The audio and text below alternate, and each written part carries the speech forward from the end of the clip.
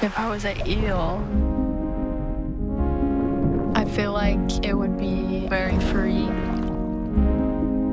You've been making your journey throughout your whole life, and all these years you know what you're doing and you know where you're going. The ones before you also did that journey. And when the dams came, that's probably when it got frightening. Because I don't know what to do. Where do I go from here? Who is going to help me get to where I need to be?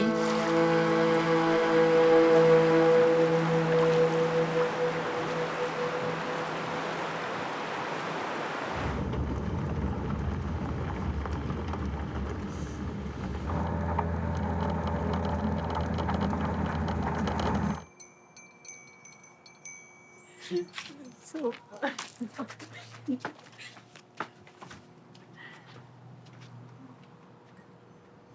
nice and even. So about, that should be plenty.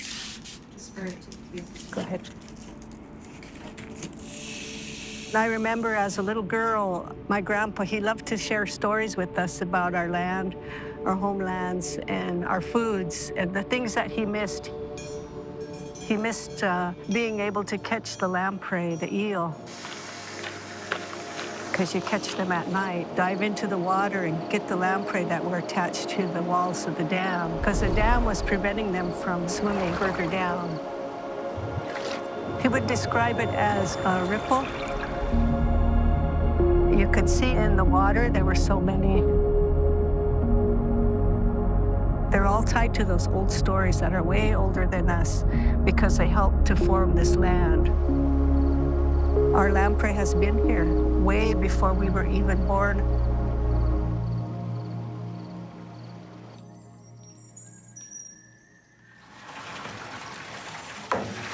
We found fossils of them 450 million years old, and the fossils are the exact same as the fish are now.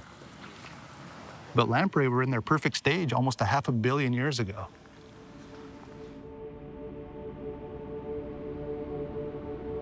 For lamprey, they will be born in the freshwater.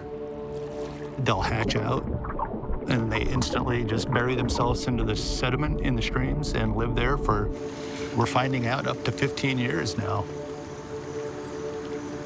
And then they go to the ocean, and then they come back and spawn. For lamprey, they have a tough time making over the dams. Even as adults, they can't swim very well.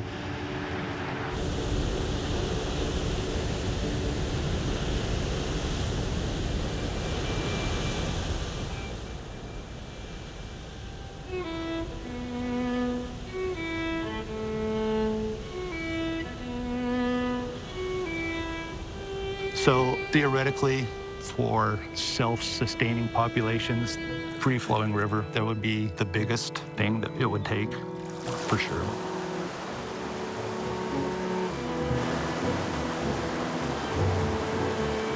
All right, I try to grab it by the head, and then I'll walk it over and then put it on the table. We need to do something to advocate for these fish or protect them, because you got an animal that is literally older than trees on Earth.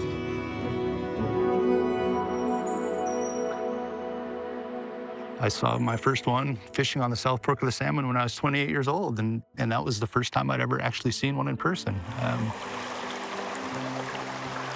To me, it was almost like reading about something in a book. You hear stories about it, or you can see pictures of it, but I didn't have any physical, tangible evidence other than the stories that my dad told. My passion for lamprey came from my dad, Elmer Crow. Ever since he was a child, Brother Eel was a part of his life, not only for subsistence for our people, but just seeing them in his streams. And as he got older and they started not seeing him as much, he always thought to himself, is this the last lamprey I'm gonna see? And then it finally got to a point where he said, you know, I gotta do something.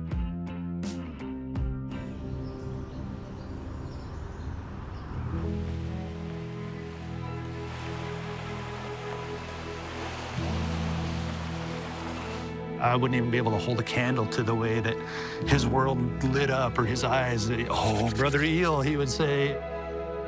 It was contagious, and I think that's what helped build the buy-in to helping restore these animals. What Elmer was doing in his role at Fisheries was just bringing the eels back to our people. In his own words, we're all a part of that circle, and the eel is a part of that. And so when one of us need help within that circle, what do? Help them. We help them. Yeah, we help them. That's what we do. We don't just keep moving ahead. Oh, I need to get here. We stop and we help them so that we're all moving together. So that's who Elmer was. That's who Elmer Crow was. Every spring, we honor our foods, the first foods. It binds us to the lands, and it binds us to each one of these foods that to say thank you for returning, and thank you for feeding us.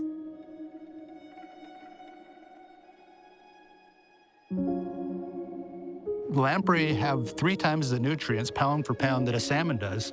So one lamprey would feed a family for a night or 2. It got us through for thousands of years. That's why we need to do all we can to help keep the species alive. So that's one of the reasons why we did the translocation program. It's our way of letting them bypass all the dams and the obstacles and the predators that they would normally have to make or pass to get up into this area. It's just kind of our way of giving them a ride and saving them the energy so they get up this far.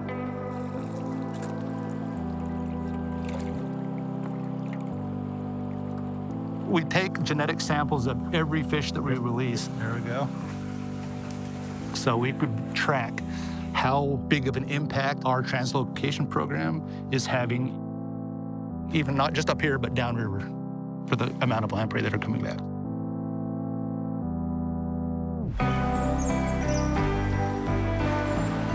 A lot of the work that needs to be done to bring species like the lamprey back to historical levels, it's expensive.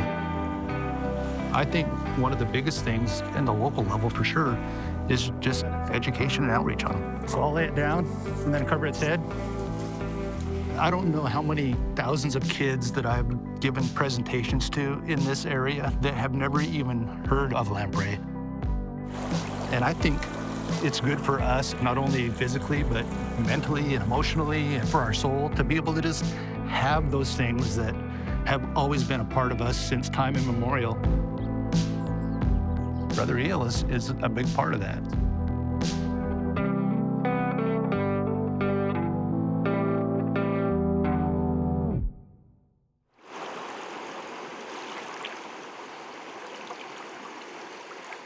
So when I say these stories are older than us, that's what I mean. They're as old as the rocks, as old as the river.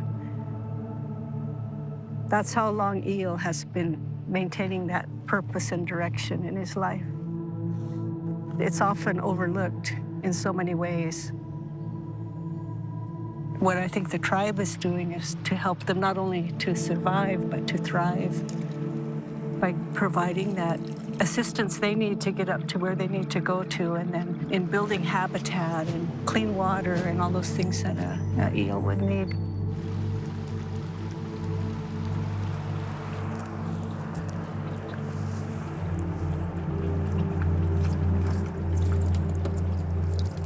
Say hands length in between. Oh, Like you got that. it. Oh, there you go. You're okay, buddy. Like the eel, just like us as Nez Perce people, is that you're trying to wiggle. You can just feel that power in them. There's so many obstacles and there's so many devious ways in which our people have been treated. But we know where we need to go and we know where we need to be, and we just have to really push hard.